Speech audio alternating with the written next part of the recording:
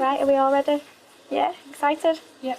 So what I'm going to do, Simon, is I'm going to lift Kez out and I'm going to pop him on your chest. So his head's going to be on your chest and his body facing downwards, okay? What I want you to do is I want you to put a hand on his head and a hand on his bottom. Now, when he first comes out, his first instinct is to push away, okay? Because he's looking for a boundary again. Yeah. So what I want you to do is give him that good positive touch like you have been doing.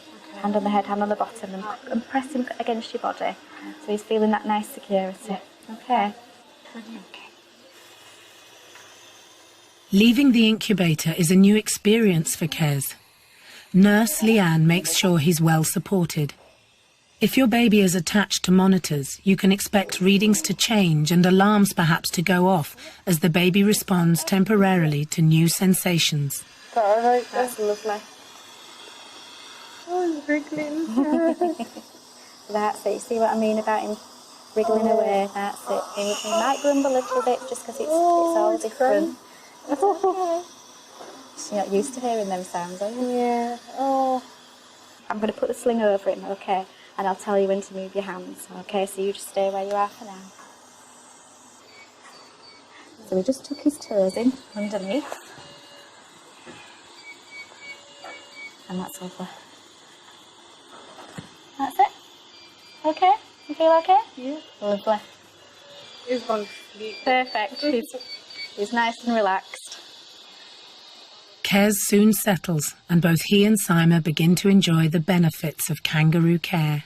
When he's in the incubator and I'm holding him or I'm touching him, there's that barrier, between us, and this is the way it's meant to be. And I really like it this way. There's evidence that regular extended periods of skin-to-skin contact can bring benefits both to babies and their parents. Kez is now totally relaxed and sleeping. This is the closest he can now come to the experience he would have had in Sima's womb if he'd not arrived early. One of the things we have to think about is what can we do to bring the baby's experience closer to what they're expecting developmentally. Well, obviously we can't recreate the room, but the mother is the one that provides the closest match really to what the baby needs.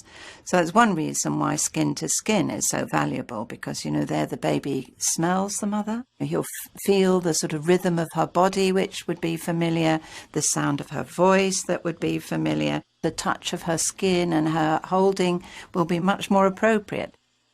To allow your baby to settle and benefit from skin to skin, you need to be comfortable and prepared to stay for a long time, at least an hour and ideally longer.